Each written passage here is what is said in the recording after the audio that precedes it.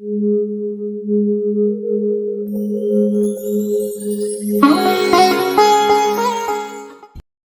शिवाय। मैं हरप्रियसी आप सभी शिव भक्तों को सादर प्रणाम करती हूँ। ईश्वर गीता 8वां अध्याय आज हम आरंभ करने जा रहे हैं, तो चलिए शुरू करते हैं। महेश्वर का अद्वितीय परमेश्वर के रूप में निरूपण। सांख्य सिद्धांत से तत्वों का सृष्टि क्रम, महेश्वर के 6 अंग, महेश्वर के स्वरूप के ज्ञान से परम पद की प्राप्ति।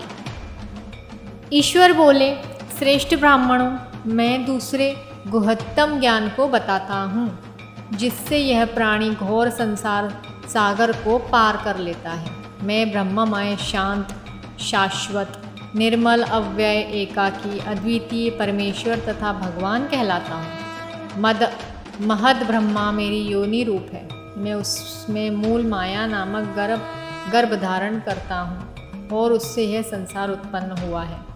उसी से प्रधान पुरुषात्मा, महतत्व, भूताक्षी, भूतादि, तामस, अहंकार, तन्मात्राएं, पंच महाभूत तथा इंद्रियां उत्पन्न हुई हैं। तदनंतर करोड़ों सूर्य के समान प्रकाशमान हिरण्यमय अंड उत्पन्न हुआ। उस अंड में मेरी शक्ति से उपब्रहित महाब्रह्मा उत्पन्न हुए। अन्य भी जो बहुत से प्राणी हैं, वे सभी मेरे ही स्वरूप हैं। मेरी माया से मोहित होने के कारण वे पितामह स्वरूप को नहीं देख पाते।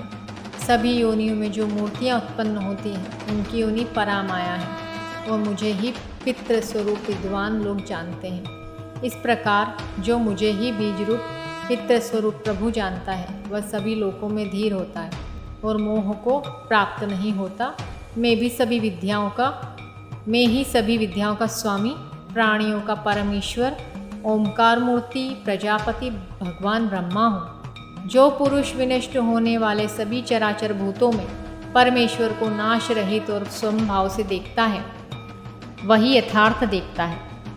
जो पुरुष सब में संभाव में स्थित परमेश्वर को समान रूप से देखता है, वह स्वयं द्वारा स्वयं को नष्ट नहीं करता। इस कारण वह परम गति प्राप्त करता है। 7 सूक्ष्म तत्वों एवं 6 अंगों वाले महेश्वर को जानकर प्रधान तथा विनियोग को जानने वाला परम ब्रह्मा को प्राप्त करता है। सर्वज्ञता, तृप्ति, अनादि ज्ञान, स्वतंत्रता, नित्य अलुप्त शक्ति तथा अनंत शक्ति, ये विभु महेश्वर के 6 अंग कहे गए हैं। 5 तन्मात्राएं, शब्द, स्पर्श, रूप, रस तथा गंध, मन और आत्माएं, ये 7 सूक्ष्म तत्व कहे गए हैं।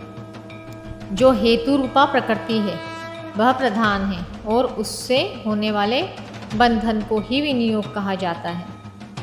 प्रकृति में लीन रहने वाली जो शक्ति है, उसे वेदों में ब्रह्मा योनि और कारण रूप कहा गया है। अद्वितीय परमेष्ठी परात्पर सत्य रूप महेश्वर उसके पुरुष हैं। वे ही अद्वितीय देव ब्रह्मा, योगी परमात्मा, महियान, व्योम व्यापी, वेदों के द्वारा ज्ञात होने योग्य पुराण पुरुष, अद्वितीय रुद्र, मृत्यु, अव्यक्त, एक बीज और विश्व रूप है। उन्हें ही कोई एक और कोई अनेक कहते हैं। दूसरे कुछ लोग उन्हें ही अद्वितीय आत्मा कहते हैं। वेदज्ञ लोग उन्हें अणु से अणुतर और महान से भी महातर महादेव कहते हैं।